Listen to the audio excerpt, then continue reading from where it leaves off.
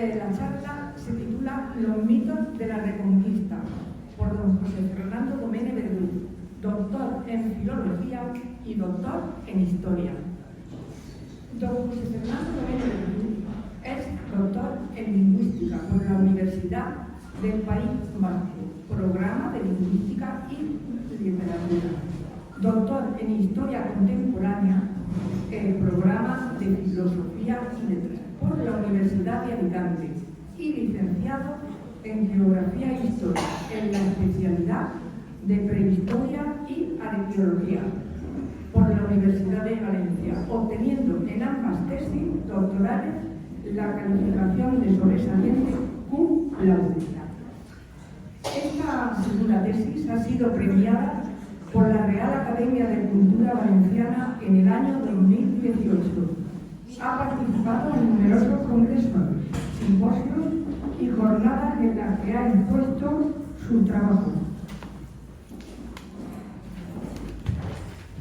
En congresos y simposios nacionales e internacionales sobre historia, arqueología, filología, lingüística, literatura y antropología.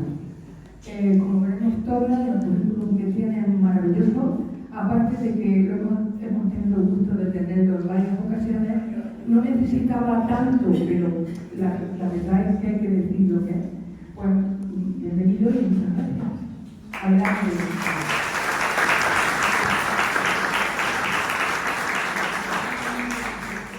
Muchas gracias.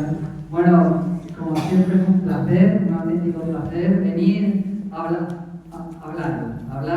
hablaros de historia, que es lo que suelo hacer, y porque es muy agradable. Y veros a todos ahora que yo me he hecho un poco alicantino por volver al pueblo, me hace mucha ilusión, y saludaros a todos también. Bueno, la charla de hoy no voy a hablar de nada nuevo, porque voy a hablar de cosas que todos hemos estudiado en el colegio. Pero claro, una cosa es haberlas estudiado en el colegio, y sobre todo cuando las estudiamos, cuando íbamos al colegio nosotros, todos, que hace ya unos días ya, unos años, ¿verdad? Y otra cosa es cómo se estudian ahora en la universidad. La investigación avanza. Hoy las ciencias adelantan, es una barbaridad. Y es cierto. Y entonces yo voy a dar un poco esa versión de la historiografía actual.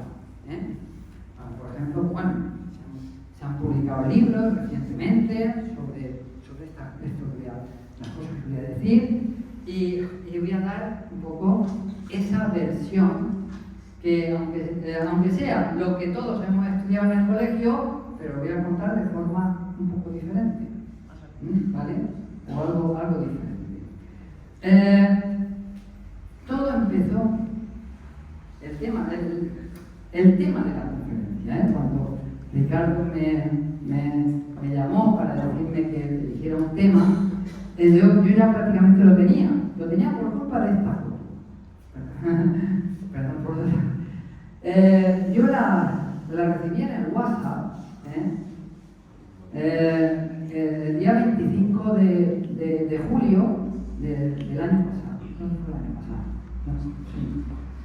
Y claro, a mí me sorprendió, ¿no? Me sorprendió en los tiempos que vivimos, pues que esto circulara por ahí. Sobre todo porque en el Concilio Vaticano II, en los años 60, se estableció lo que se llamaba el ecumenismo, es decir, el acercamiento a las demás religiones y sobre todo a la Islam, y el respeto a la Islam.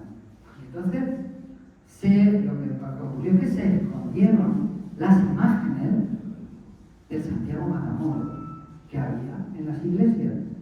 Aquí en la iglesia de Santiago, la imagen de Santiago Matamoros se guardó en la sacristía y allí está, pero se quitó del altar mayor, ¿no?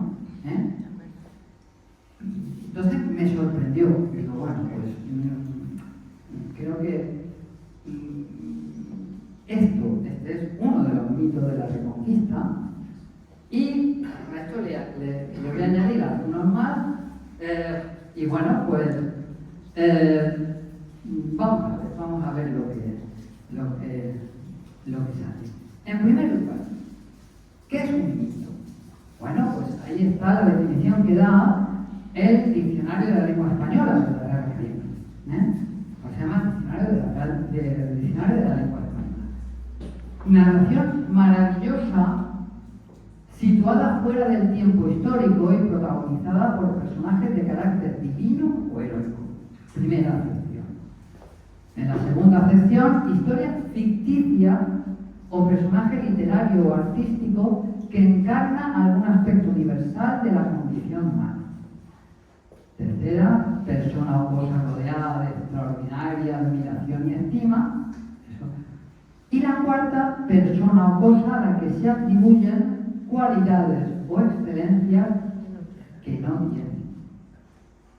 Eso es un mito, ¿no? Vamos a ver los mitos. En primer lugar, el mismo concepto de reconquista. Eso lo tenemos todos muy asumido. La reconquista, bueno, pues lo de reconquista hay que en el ámbito universitario no se acepta esa palabra. No se acepta. Porque fue una conquista. Vamos a ver, yo otra vez recurro al Diccionario de la Lengua Española. Acción y efecto de reconquista. Y en la segunda acepción, por antonomasia, recuperación del territorio hispano invadido por los musulmanes en 711 después de Cristo, que termina con la toma de Granada en 1492. Esto, reconquistar, resulta que significa, como en el mismo diccionario, conquistar una plaza, provincia o reino que se había perdido. Esto está totalmente en cuestión. En cuestión, ¿no? Que, ya desde hace años, yo cuando empecé a estudiar la carrera de la universidad ya me lo decía, ¿no? Que desde reconquistar, ¿no? ¿Por qué? Porque quien perdió, quien empezó la reconquista en Asturias eran los astures. No eran los mismos que habían perdido todo el territorio peninsular en el siglo VIII. Era gente diferente. Entonces, y eso, además de eso ahora lo vemos, sí que voy a decir como curiosidad que la segunda acepción fue añadida al diccionario en el año 1936.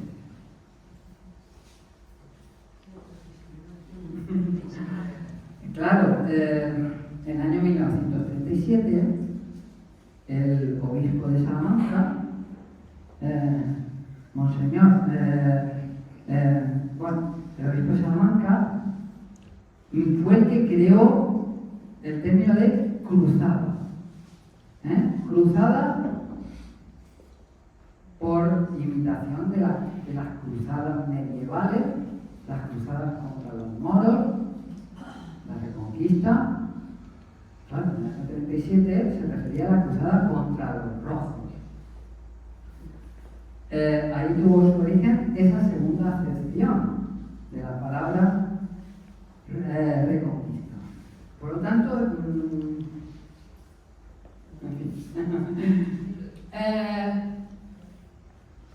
por lo que decía de que los que empezaron la reconquista no fueron los mismos que habían perdido el territorio peninsular.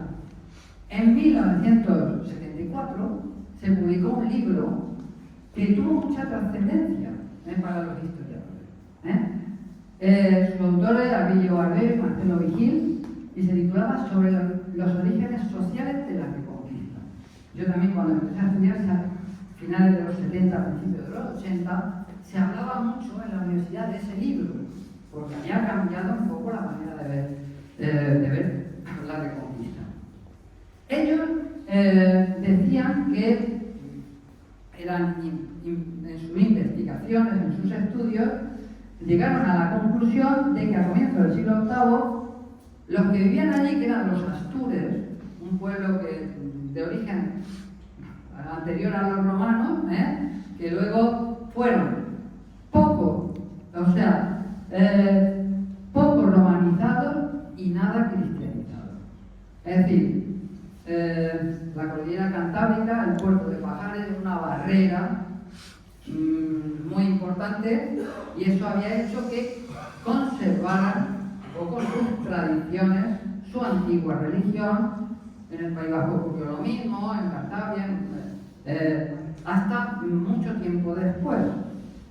Entonces empezaron la Reconquista, precisamente pues un pueblo que no tenía nada que ver con los visigodos, que con la capital en Toledo habían perdido frente a los árabes el territorio peninsular.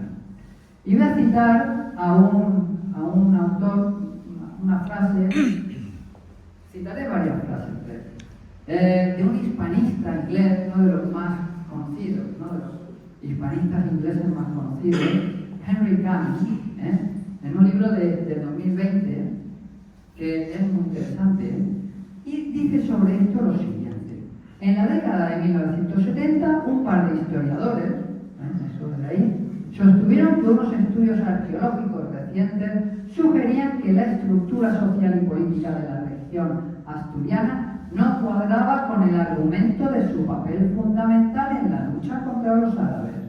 Así comenzó un debate serio, aunque de poco sirvió para cambiar el predominio de la idea de la Reconquista. ¿Por qué? Porque estaba muy asimilada la palabra Reconquista y se siguió utilizando, y se sigue utilizando, ¿vale? Pero eso sigue diciendo Henry Cumming. El libro se titula La invención de España.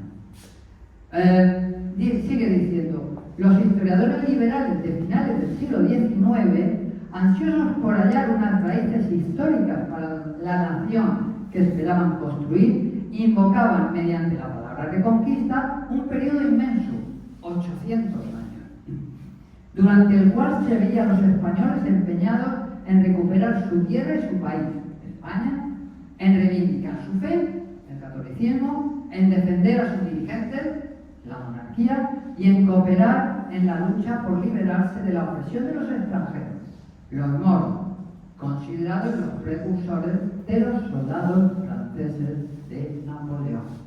Se está refiriendo a los historiadores del siglo XIX, por lo tanto, unas décadas posteriores a la Guerra de la Independencia.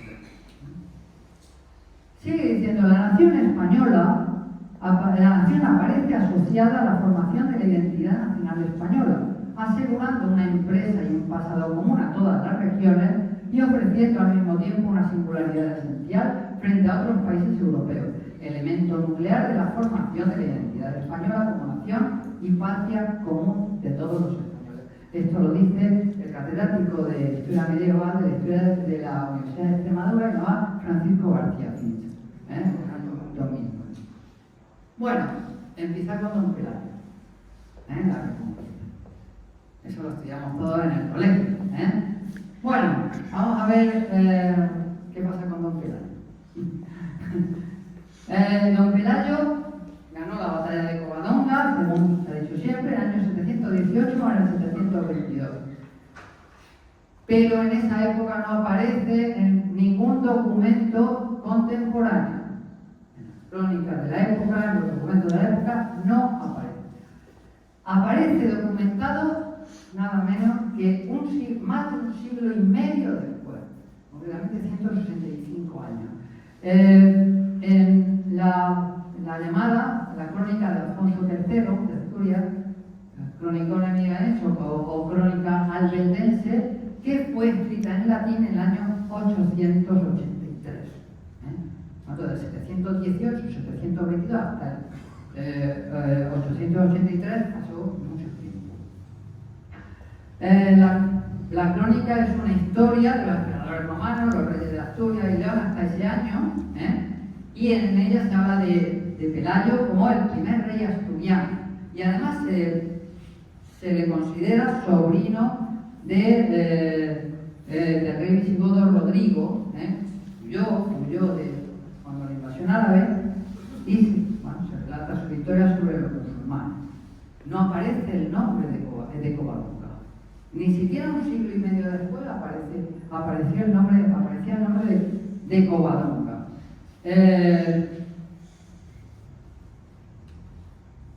Esta es la frase en latín, una de las frases donde se cita a don Pelayo, en latín, y lo he traducido debajo en castellano.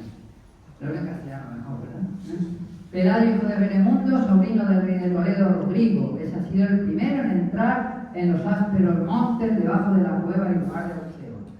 Y luego sigue diciendo, pues ya todo el texto, también en latín, es muy curioso.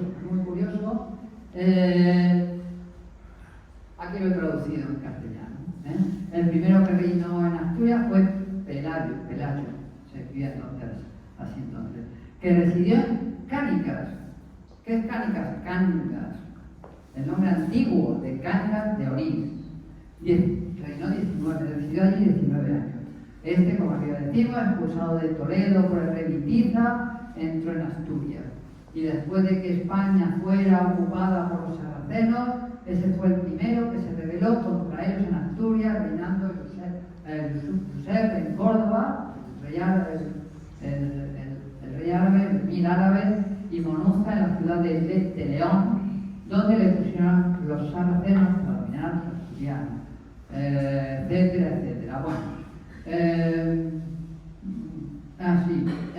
Por él, el ejército de los ismaelitas, alcámanos, fue destruido y el obispo Opa fue cogido prisionero después de que Monuza también fue muerto. El pueblo cristiano recobró la libertad porque el ejército sarraceno se escaparon de la espada.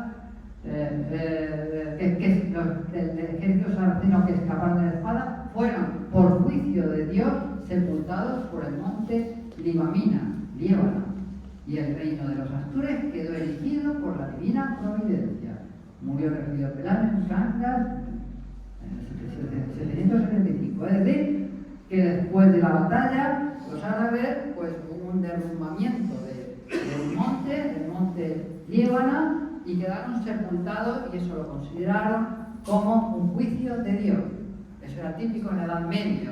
En la Edad Media consideraban que Dios era el juez, el que juzgaba, y entonces cuando luchaban dos guerreros, dos nobles, el que ganaba era el que se consideraba que era el que tenía razón, y el que perdía y moría, se consideraba que era porque era el culpable, según el juicio de Dios.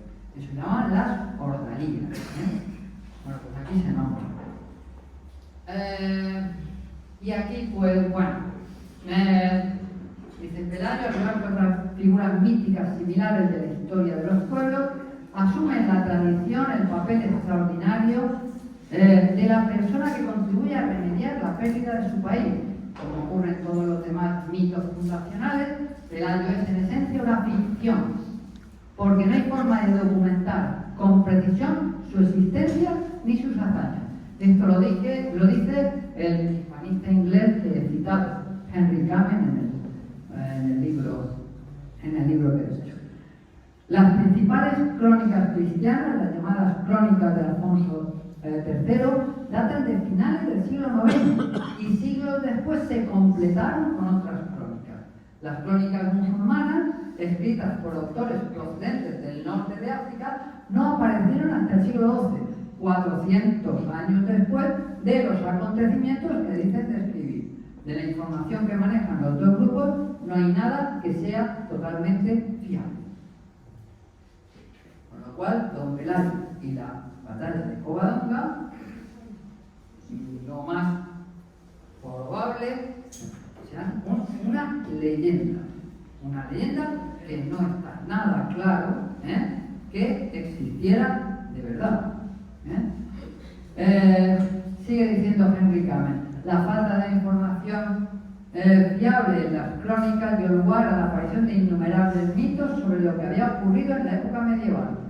A Pelayo lo siguieron idealizando durante muchos siglos porque a los monarcas posteriores les interesaba adoptarlo como predecesor directo y como iniciador de la lucha por la independencia.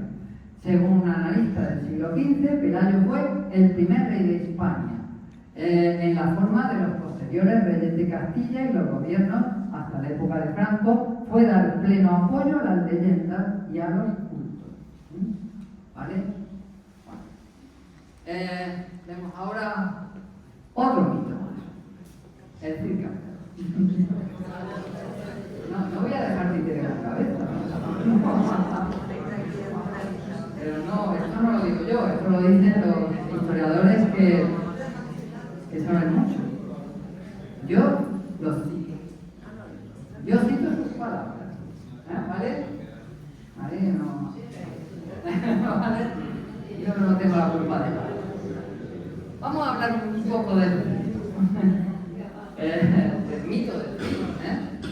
Bueno, cito aquí un libro publicado hace muy poco tiempo, en el año 2019, de un especialista también. Él es profesor de la Universidad de Extremadura y está especializado en la historia bélica de la Edad Media.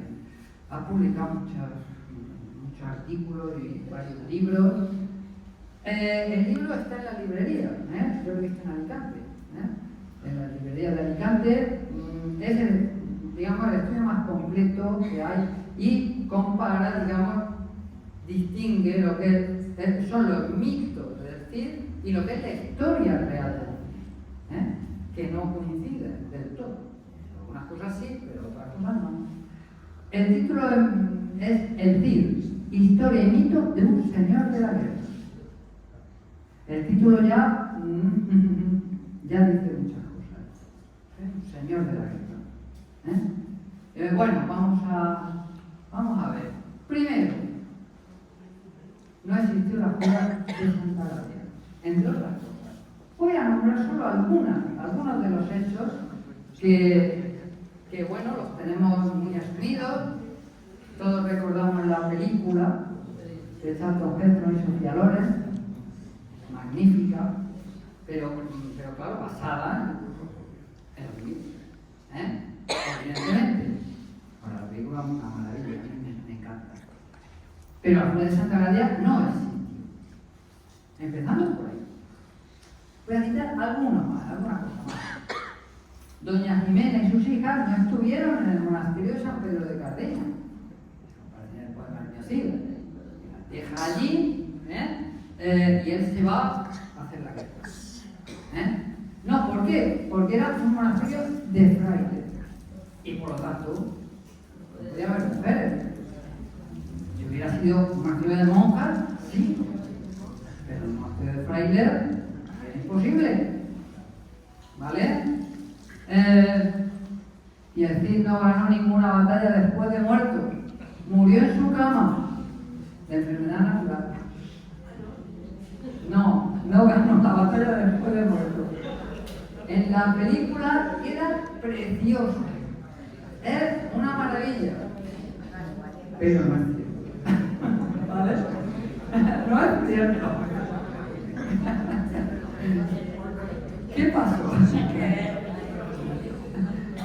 El Cid murió en el año 1099. Doña Jimena aguantó en Valencia hasta 3 años después, en 1102, pero ya los almorávides estaban presionando mucho y al final amenazaban Valencia y conquistaron de nuevo Valencia. Y Doña Jimena se llevó los restos del Cid a Burgos y concretamente al monasterio de San Pedro de Cardeña. Y allí los monjes pues empezaron a escribir, hay varios textos de allí. Luego se escribió el poema del Miocid, no se sabe dónde. Se ha especulado, pero realmente no se sabe dónde. Posiblemente allí, posiblemente. Y entonces empezó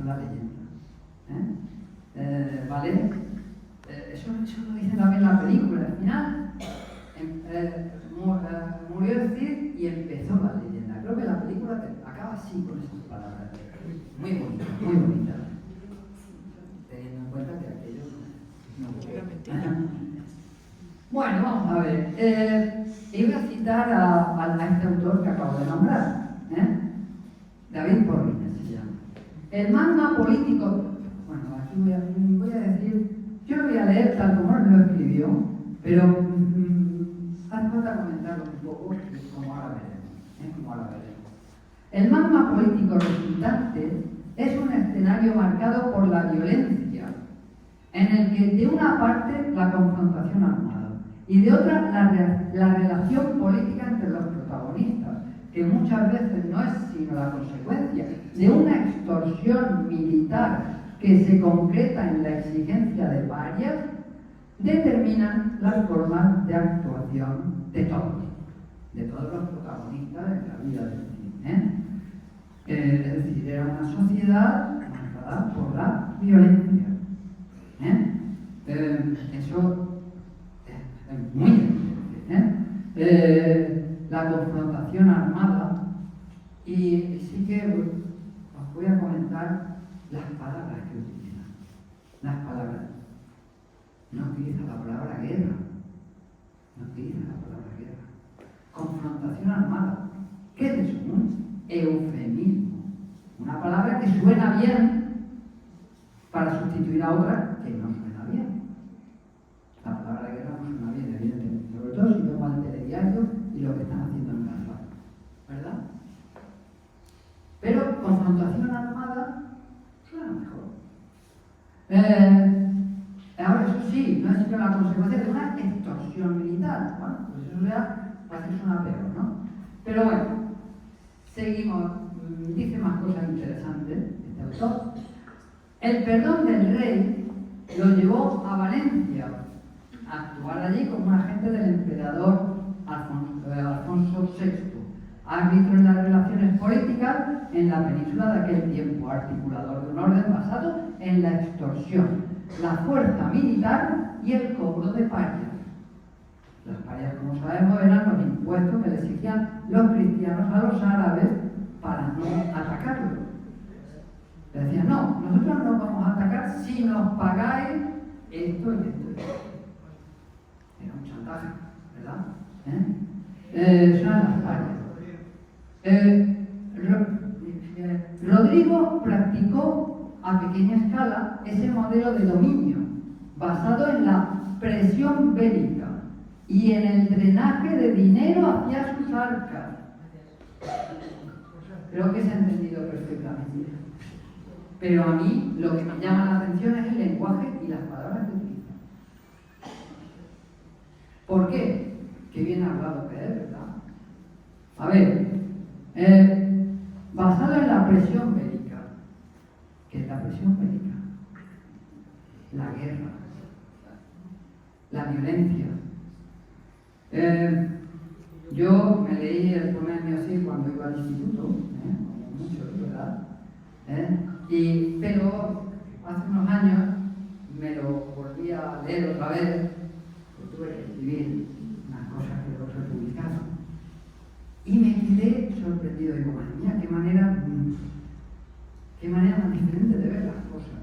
También lo leí mientras veía en los telediarios la guerra de Ucrania y todas estas cosas. Eso también es cierto. Pero bueno, al principio, es decir, me sorprendió cuando iba con sus vasallos, con sus huestes, iba por allí por Castilla y llegaba a una aldea, a una ciudad pequeña, una aldea de campesinos, esperaban fuera una cierta distancia por la noche y al amanecer se abalanzaban sobre esa aldea, atacaban esa aldea. Eso se describe perfectamente en el pueblo. Y allí mataban a todo el que se encontraban por delante. A los campesinos musulmanes que iban al amanecer a trabajar en el campo, a las mujeres, a los niños, a todos. Y después de matarlos, ¿para qué los mataban? Para quitarles todas sus propiedades.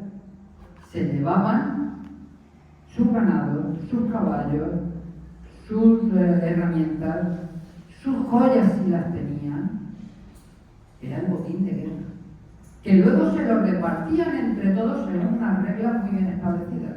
La quinta parte para el jefe, para el cid, y el resto para todos los demás. Es decir, causaban auténticas matanzas. Eso aparece en el Corán. Todo para robar y luego se iban más contentos porque eran más ricos que antes, porque se habían enriquecido. Pues eso, yo lo he dicho con palabras llanas, con palabras, ¿verdad? A mí es que me gusta lo que decía Quevedo, llamarle al pan pan y al vino vino. Pero a los historiadores no les gusta eso. Y entonces a esas matanzas que hacían, lo llaman presión bélica, que suena mejor. Y luego el robo del botín para enriquecerse, pues para eso utiliza una expresión que hay que ver: drenaje de dinero hacia sus arcas. ¡Oh! ¡Madre mía! ¡Qué manera de hablar! La palabra es la que acabas de decir, robar. Pero para no utilizar esa palabra y dar una imagen demasiado mala del Cid, utiliza toda esa hipérbole, toda esa frase tan larga para no dar tan mala imagen del Cid. Eso en historia desgraciadamente ocurre mucho. Los libros de historia están llenos de tonterías. A mí me gusta, yo le digo, llamar al pampa y al vino vino, que es como mejor nos entendemos. Bueno, pues esto, el héroe nacional, el héroe. ¿Qué héroe, verdad? ¿Sí? Y luego, esto lo cuenta, sí que lo cuenta el autor del libro. Cuando llega a Valencia, conquista Valencia. La película de Cid sale muy bien, ¿no? Pero claro, conquista Valencia, pero en los libros de historia no aparece, salvo en este, lo que hace cuando conquista Valencia, que era lo que hacían entonces, normalmente, cuando conquistaban una ciudad. A los que vivían en esa ciudad no los trataban demasiado bien. El miedo fue un arma de la que Rodrigo se valió con intensidad durante el asalto a Valencia, sobre todo durante sus fases finales, cuando mostró su faceta más extrema, descarnada y brutal, al atemorizar a los valencianos mediante torturas y ejecuciones de sus correligionarios. Unas acciones que minaron su resistencia psicológica y facilitaron la rendición final. ¡Qué héroe nacional, Yo héroes como estos me gustan poco, me parece, ¿verdad? No, eso era lo que hacían, pero es que eso era lo normal, A mí me gusta ver las fuentes primarias, los documentos originales, aunque estén en latín, pero es más divertido porque hay que entenderlo, ¿no? Y la verdad es alucinante, Los libros de historia no reflejan la crueldad de las fuentes originales, pero incluso los libros de historia, que aquí dice cosas importantes, pero aún así me siguen llamando la atención las palabras. Atemorizar a los valencianos mediante torturas y ejecuciones de sus correligionarios. No, ¿quién viene de Valencia? Los valencianos que eran musulmanes, como se decía entonces, moros de Valencia, musulmanes de Valencia. No aparece la palabra musulmanes por ninguna parte. ¿Por qué? Porque una persona que hacía estas barbaridades, si encima las hacía contra los musulmanes, daría una imagen peor, porque quedaría como como alguien que masacraba a gente de otra religión, de otra etnia. ¿Y eso cómo se llama? Actualmente, genocidio. Genocidio es la masacre a gente que son de otra etnia, de otra religión. Entonces aquí el autor ya lo ha hecho para no dar una imagen demasiado negativa. Es decir, que solo parezca como un asesino, pero no como un genocidio. ¿Vale? Perdón por estas cosas, pero es que es lo que hay. Es lo que hay. Y vamos a hablar ahora de otro de los mitos, que es la idea inicial, la idea inicial de la referencia, es Santiago.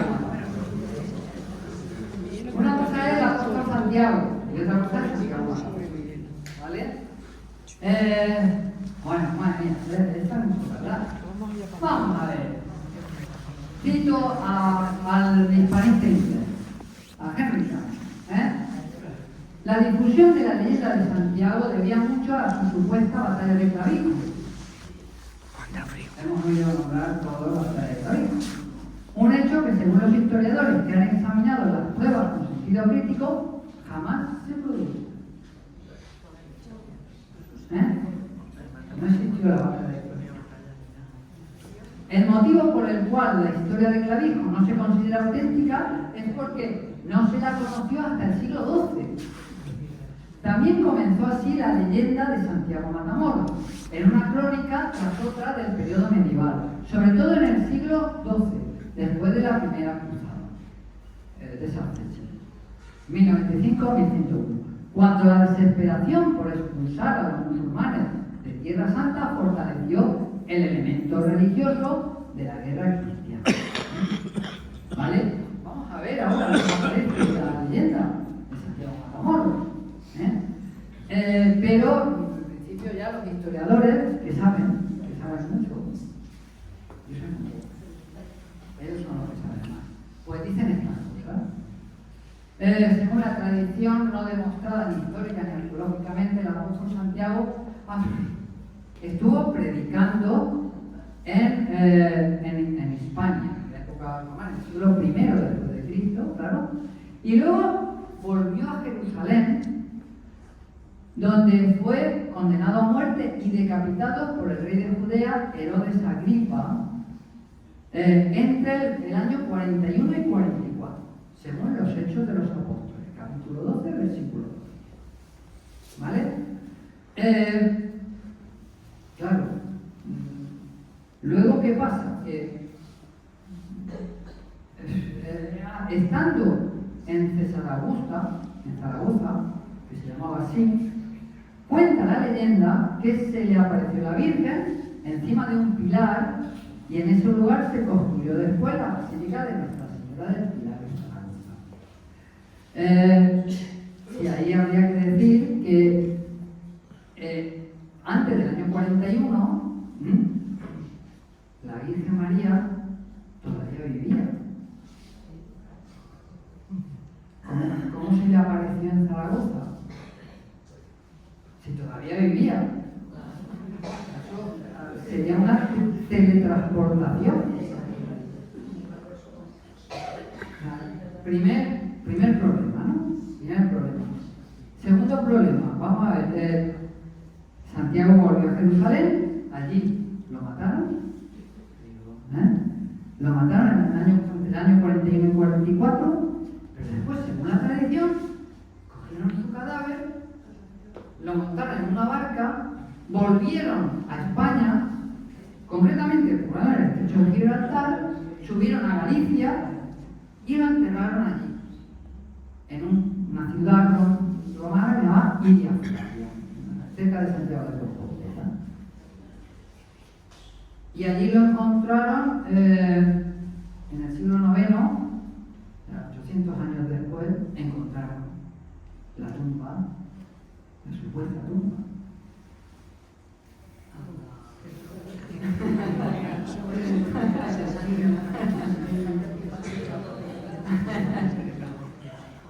Según la tradición, bueno, aquí lo digo con más detalle. Los restos del apóstol Santiago fueron trasladados a Galacia, así se llamaba Galicia entonces, por donde sus discípulos, Atanasio y Teodoro, y enterrados en Illa Fabio.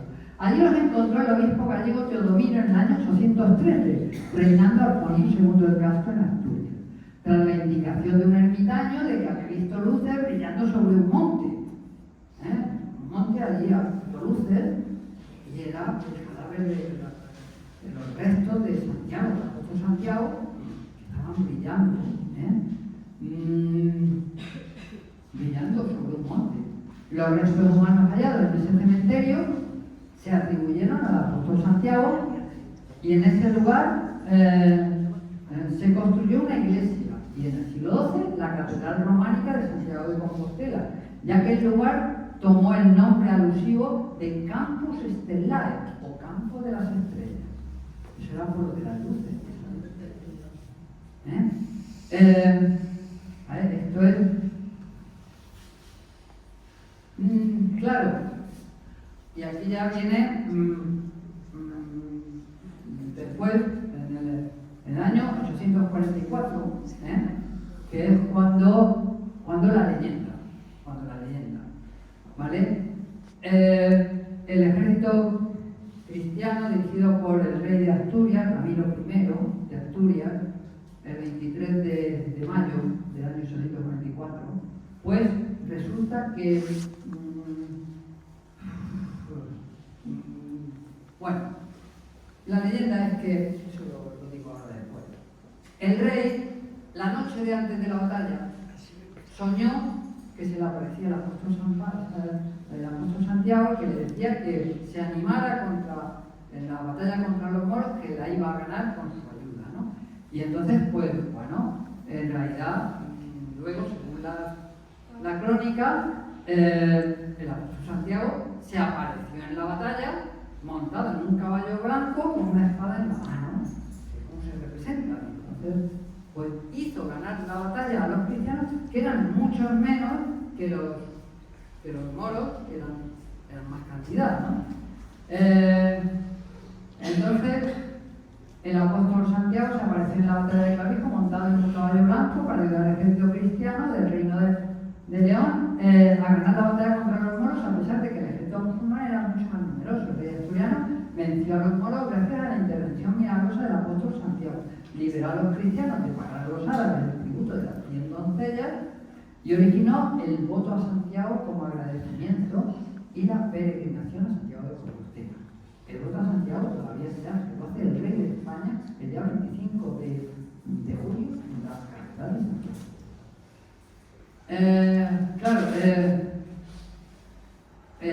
Lo estableció el mismo rey Ramiro en Calahorra y consistía en la ofrenda anual al apóstol, obligando a todos los campesinos de los reinos cristianos a pagar un segundo diezmo con las primeras cosechas y vendimias de cada año y una parte del botín de guerra que se tomaban los moros en la batalla. Todo en agradecimiento al apóstol por su intervención física en la batalla de Clavijo, haciendo que la ganaran los cristianos.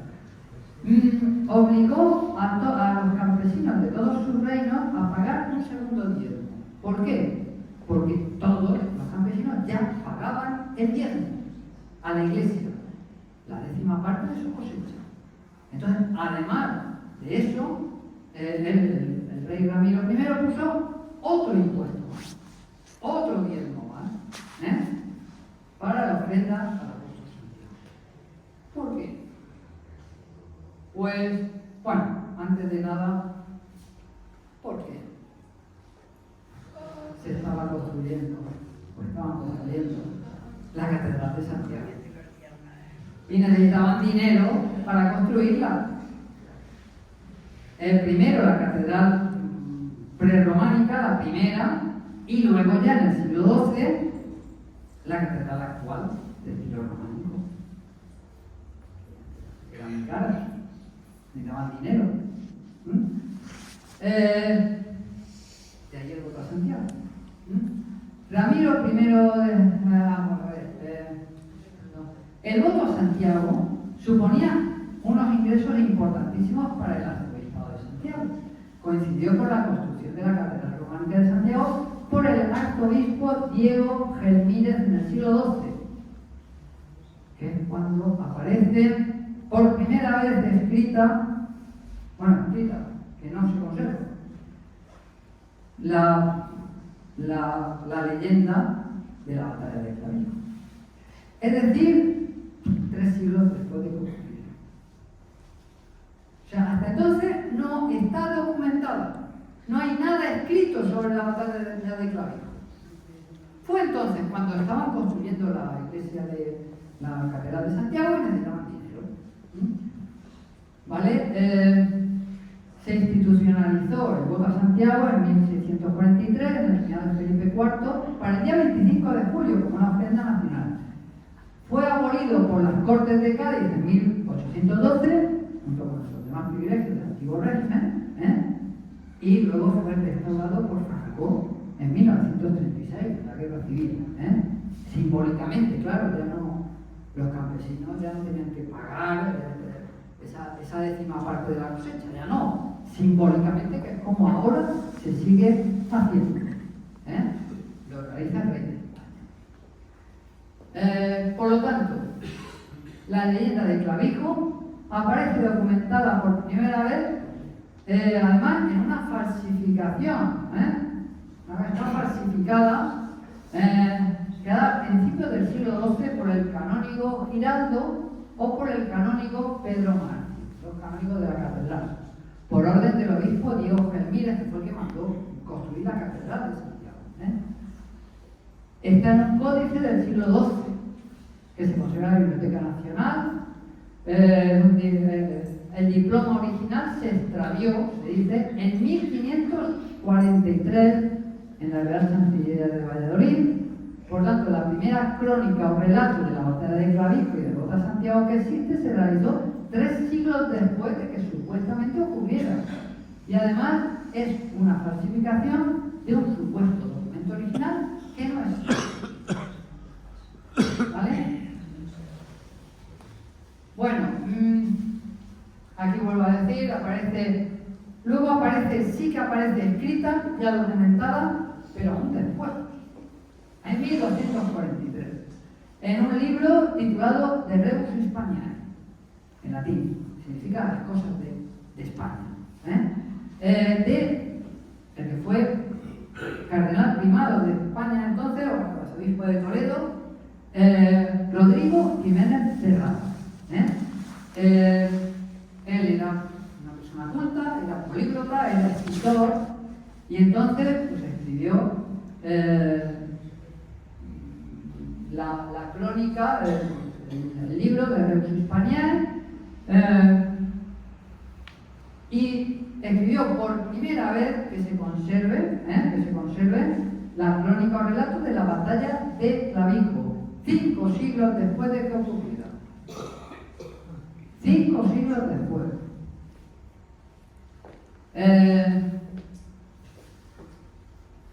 Y aquí está cómo se nombra, aquí está el texto original de Rodrigo Jiménez de Rada. Aquí está cómo describe esa supuesta batalla de Clavijo que no existió. Dice, bueno, lo modernizo desde castellano medieval, castellano antiguo, lo voy a leer modernizándolo. Esfuérzate a ser bien firme, que yo soy Diego, el apóstol de Cristo, y vengo a ayudar contra estos tus enemigos. Sepas por verdad que los vencerás cada mañana con la ayuda de Dios. Aquí está citando palabras, supuestas palabras, del apóstol Santiago al rey Ramiro en la batalla la supuesta batalla de Clavijo, ¿vale? Digo que habrá muchos muertos de los tuyos para los cuales está aparejada la gloria perdurable. De quien moría en la batalla contra los enemigos tenía asegurado ir al cielo. Lo mismo les ocurre con musulmanes, lo mismo les ocurría a los antiguos hermanos, porque no dudéis nada en esto que te digo, verme me has de ver, mañana andar ahí en un caballo blanco con una seña grande. Y tú, con todos los tuyos, luego, eras por la mañana, confesar, te tienes que confesar por la mañana, muy bien, de todos tus pecados y recibir el cuerpo y la sangre de Jesucristo. Y después de haber ido a misa, de haberse confesado y de haber comulgado, atención, lo que le dice que tiene que hacer. No dudéis de entrar sin miedo por la hueste de los moros bárbaros y de herir en ellos, llamando el nombre de Dios y en el mío. Que sepas, por cierto, que todos los meterás a espada y los matarás.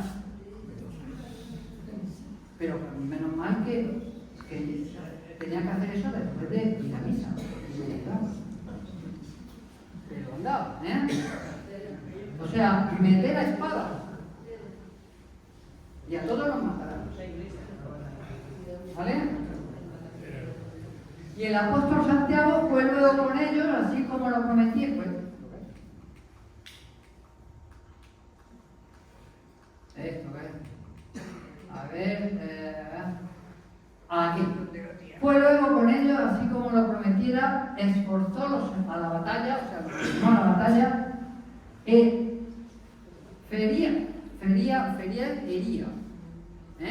con F, y hería él de muy recio a los moros, así como a ellos semejaba. Los cristianos, cuando vieron el esfuerzo, o sea, el mismo apóstol, hería de recio a los moros. La representación se representa a Santiago matando a los moros. Los cristianos, cuando vieron el esfuerzo del apóstol, fueron ellos muchos, se esforzaron mucho también, y confiando en la ayuda de Dios y del apóstol Santiago, comenzaron a herir a los moros, dando muy grandes voces diciendo: Dios ayuda, Santiago. Y los moros fueron luego vencidos y murieron, y bien 70.000 moros, en los que pudieron escapar, huyeron. Y el rey don Ramiro tomó entonces a Calahorra y a otros castillos, y así se volvió para León, rico y honrado con gran plebe. Se volvió rico y honrado del botín que había conseguido. Madre mía. O sea que habían hecho una matanza para robarle a los moros sus pertenencias y volver ricos, honrados, con honra, con prestigio. Eso sí, después de haber ido a misa, haber comulgado, y haberse confesado. Vale. La mentalidad de la Edad Media, hay que ver.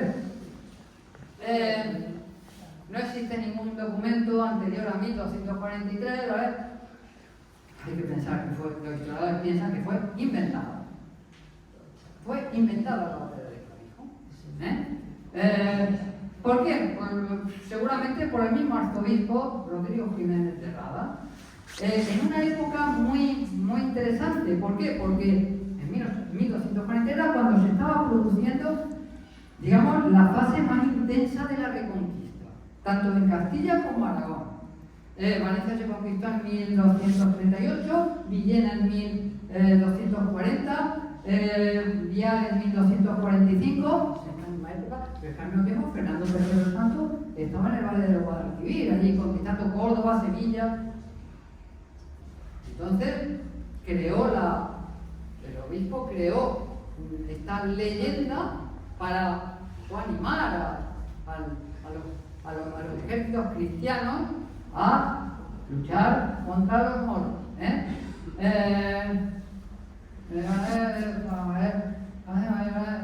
Sí, la leyenda sirvió, por tanto, para justificar ideológicamente las guerras contra los moros de ese momento. Además, Rodrigo Jiménez de Rada, además de ser obispo y cardenal, fue el que organizó y dirigió el ejército cristiano en la batalla de los Navas de Tolosa, el año 1212. Fue la batalla más importante de la época. la que le abrió a los cristianos todo el valle del Guadalquivir, contra los almohades, dirigiendo los ejércitos castellanos, aragoneses, navarros y franceses que se concentraron en Toledo, que era arzobispo de Toledo, y partieron de allí para participar en la batalla. Era un obispo que se puso a organizar todos los ejércitos, porque ahí fue, en las navas de Tolosa, colaboraron todos los reinos cristianos, incluso vinieron los de Francia. Bueno, en fin. Pues ya está. En fin, ¿qué se puede decir? Paso la diapositiva, con vuestro permiso. Pero es que no solo eso, es que luego termina la Reconquista, pero claro, Cristóbal Colón, pues se le ocurre descubrir América, ¿no? Fíjate qué ocurrencia que tuvo. Y entonces, claro, fueron allí todos a conquistar las nuevas tierras, porque allá había oro y había plata. Y claro, tenían que conquistar las tierras a los indios de América, ¿no? Y se llevaron al apóstol Santiago, a Santiago Matamoros. En México hay muchas, se celebran fiestas de moros y cristianos en muchas ciudades de México, en honor a Santiago. O sea que todavía perdura. Pero claro, allí ya no era Santiago, ya no era Santiago Matamoros. Ahí se convirtió en Santiago Mataindio. Mataí. Lo vamos a ver ahora. Ahí viene, desde entonces se crea la frase Santiago y cierra España. Era cuando había que animar a las tropas en la batalla, ¿no? Para el grito de guerra, ¿no? De los tercios españoles de entonces, servía para que los generales animaran a sus tropas a entrar en batalla antes de cada carga ofensiva y atacar o cometer ferozmente a sus enemigos, invocando al apóstol Santiago Matamoros. El apóstol Santiago y el grito Santiago y cierra España justificaba la guerra, el odio, en fin. Vale. Y claro, se empieza a representar en el arte, en la pintura, en la escultura, a Santiago Matamoros. Se empieza a representar. Y aquí vemos, por ejemplo, eso está en el Museo del Prado. Francisco Camilo fue el pintor en el siglo XVII. Santiago está en el caballo blanco, con la espada en la mano, y los moros, los caballos, masacrados.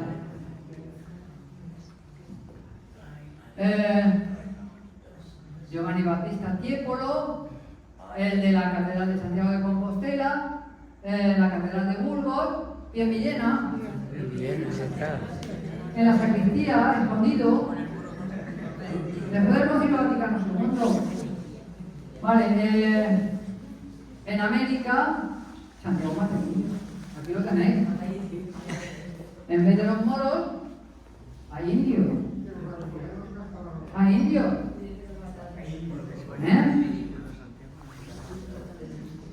Pero no solo eso, en Sicilia, como allí no tenían a Santiago, tenían la Virgen, pues convirtieron a la Virgen en la Madonna. Y el alcohol. Igual que el apóstol Santiago. Y el alcohol San Jordi. Ahora viene. El alcohol San Jordi. Bueno, Ahí está. era el equivalente a Santiago en la corona de Aragón y en Europa y en las cruzadas. Lo hago rápidamente. Media hora. Vale, pues entonces me da tiempo. Vale, entonces me da tiempo. Bebí agua, que no bebí agua. San Jordi también tiene su... Bueno, San Jorge era un soldado romano que en Anatolia, en lo que ahora es Turquía, pues era un soldado. Allí el emperador Diocleciano ordenó que mataran a los cristianos, se lo ordenaron a él también, y él dijo que no mataron a los cristianos porque él era cristiano también. ¿Qué pasó? Que lo mataron a él. Claro, Entonces fue ejecutado en Nicomedia el día 23 de abril del año 313, el día de Santiago. Y luego pues empezó a venerarse, y luego apareció la leyenda que no tenía nada que ver con San Jorge. La leyenda según la cual San Jorge venció a un dragón montado en su caballo blanco también, y salvó a una princesa de ser devorada por él. Y entonces los habitantes de esa ciudad, en agradecimiento, pues se convirtieron al cristianismo, ¿no? Eso es la leyenda de San Jorge. En toda Europa, ¿vale? Bueno, esto es el mito de San Jorge. Fue considerado protector Miles Christi, soldado de Cristo, protector de los cruzados en la conquista de Jerusalén y también de algunas órdenes militares como los templarios o la orden teutónica, ¿no? Y luego, bueno, pues creó la leyenda, la escribió un italiano, Santiago de la Voragine, en el siglo XIII, en la leyenda Santorum, Vale. Y se pintó muchas veces también este cuadro del Museo del Louvre, pintado nada menos que por Rafael. Nada menos que por Rafael, matando al dragón. Sí, vale. Según la leyenda, participó también, igual que lo había hecho Santiago, en algunas batallas de la Corona de Aragón, en el año 1090, en la conquista de Mallorca en el año 1229, y la batalla de Puig, al norte de Valencia, de la ciudad de Valencia, en 1238, y en Alcoy. Y en Alcoy, pues, precisamente, cuando el dirigente musulmán, Al-Azraq, atacó a Alcoy, y entonces los alcoyanos defendieron a la ciudad, un poco animados por Mosén Torregrosa, el cura de la ciudad, y consiguieron vencer a los musulmanes con ayuda de San Jorge. Y eso se cita ya en la crónica de Jaime I, del siglo XIII, dice, con cuyas medidas conseguimos que, habiendo atacado la villa de Alcoy 250 de dichos caballeros moros, les causaron los nuestros grave daño, haciéndoles perder su caudillo llamado Al-Azraq, el mismo que en otros tiempos se había alzado ya contra nos con algunos castillos del reino. Entonces Jaime I se trataba a sí mismo de no. A ver, leyó no. Luego se cita un historiador de 1604, Pedro Antonio Deuter, y también hallándose todos casi juntados en la iglesia, y en las primeras voces acudieron allí con sus armas, hasta el clérigo que decía la misa, llamado Mosén Torregrosa, salió revestido como estaba, con un talle que halló con una daga que halló en la mano, y fue tanta la resistencia que hicieron que los echaron de la puerta a los moros, entre los cuales fue Al-Azraq. Acaeció allí una cosa que cuentan dentro de aquel pueblo, y lo he hallado escrito en muchos libros antiguos de aquel tiempo, y es que a la que estaban los moros lidiando a la puerta, que no era llegado el golpe de gente, vieron los moros correr por encima del muro un caballero armado con su caballo, de lo que se espantaron mucho y tuvieron que aquel era Jualí, que nosotros llamamos San Jorge. Por lo que hicieron, en aquel lugar donde apareció, los del pueblo, una iglesia a su nombre, y en aquella plaza trajeron una fuente y pusieron una imagen en fuente de mármol de San Jorge, caballero, en su caballo. Vicente Carbonell, en su célebre centuria en 1672, que es el primero que cita las fiestas de moros y cristianos de Alcoy. Dice también, empezaron a reconocer que la victoria conseguida se debía al ínclito mártir San Jorge, y así trataron de votarle por patrón, resolviendo construir en el mismo lugar donde se apareció una iglesia, celebrando celebrándose la fiesta en el mismo día 23 de abril todos los años. Ahora ya no se celebra el 23 de abril porque la pasaron a fin de semana. ¿Vale? Y así pero eso hace pocos años. Y así lo ejecutaron dentro de breve tiempo, y en una fuente, y desde entonces han solemnizado la fiesta todos los años, sin que se sepa que en algunos se haya expulsado y omitido. Aquí vemos el San Jorge en Alcoy. También de cabello blanco, con la espada en la mano, igual que Santiago. Mandando al moro, aquí vemos al moro. Y este es el barranco del siglo, que según la leyenda, ese barranco lo abrió San Jorge con la espada.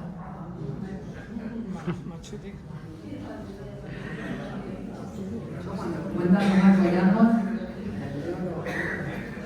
cuentan muy bien. Lo abrió con la espada. Cuánto mito.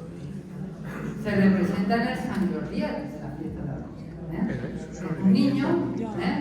un niño, pero que el último día de las fiestas pues aparece en el castillo de embajadas, tirando flechas. San Jordi, montado en su caballo, en vez de con una espada, se hace tirar flechas, ¿no? San Jordi en el castillo de embajadas. Bueno, por lo tanto, yo diría que era un icono bélico, un símbolo de guerra. Y imitaban al profeta Mahoma de los musulmanes en la yihad.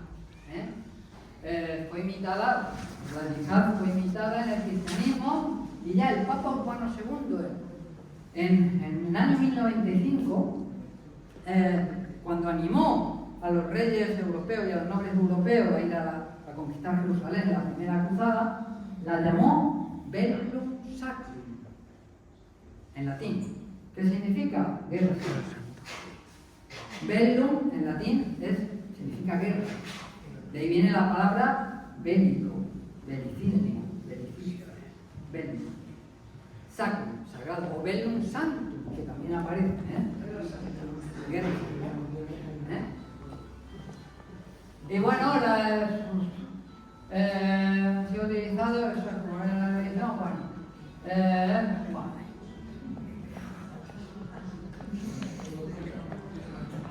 Es que yo no podía evitar acordarme cuando me tuve que aprender los 10 mandamientos. Yo era pequeño, iba al colegio, tuve que aprender.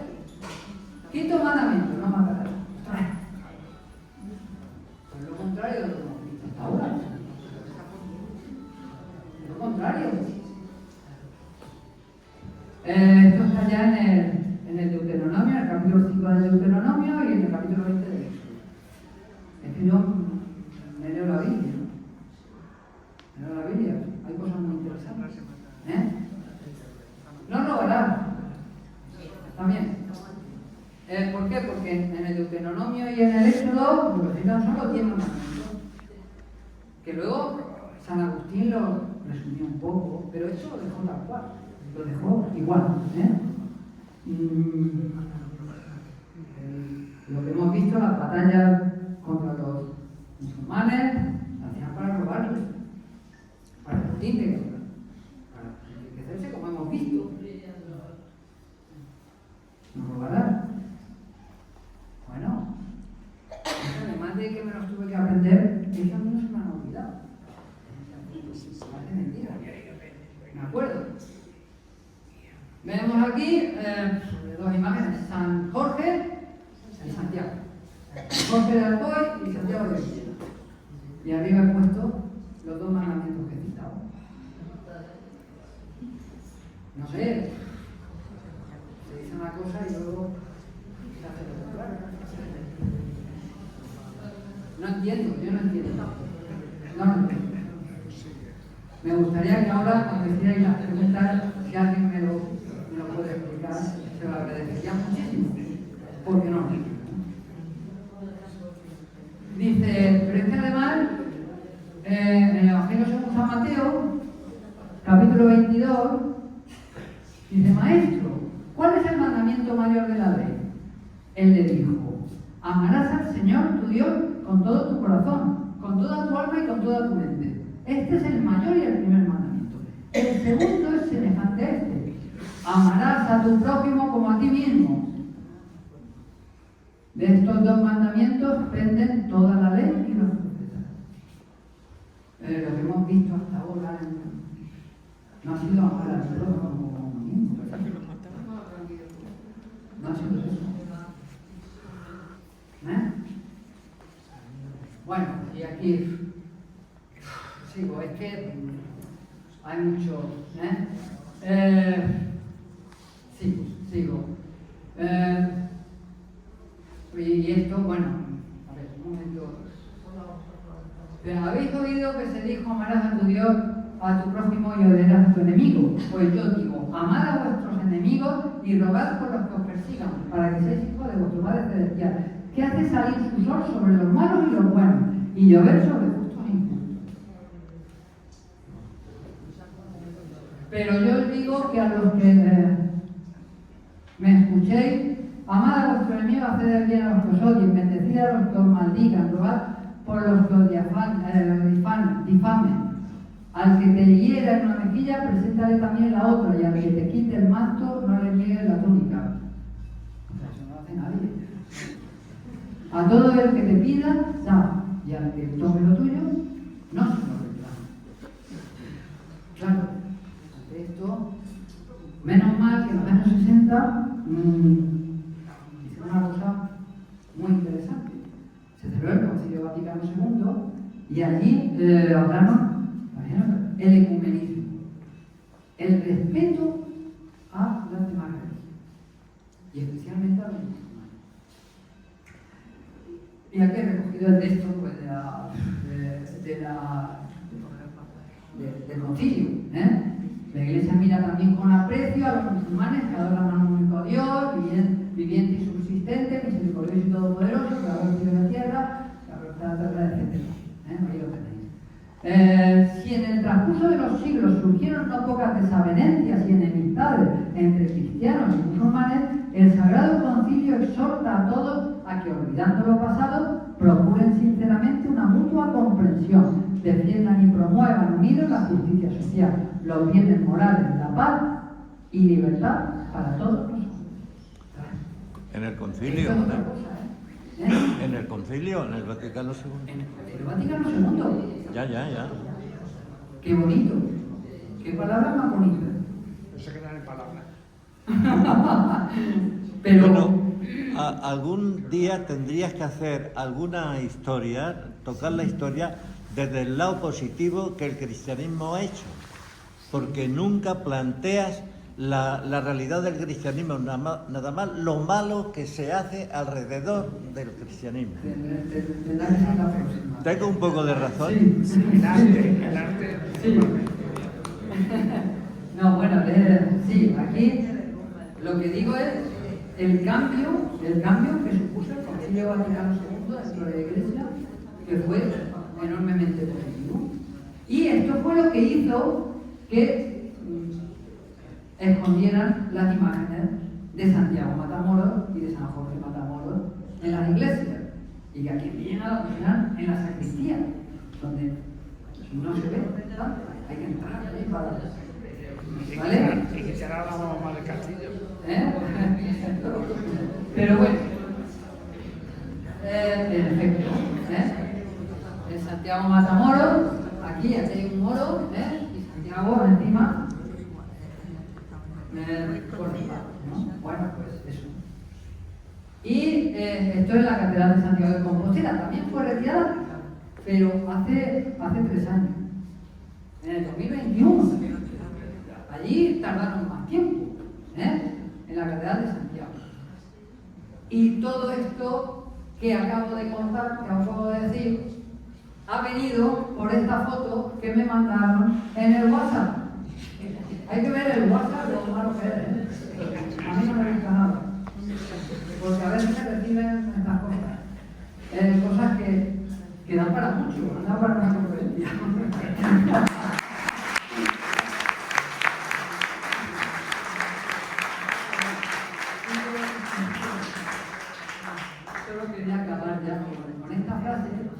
de un fraile de acá, un fraile del siglo XVIII, un fraile español, benedictino, escritor, Fray Benito Jerónimo Feijoo.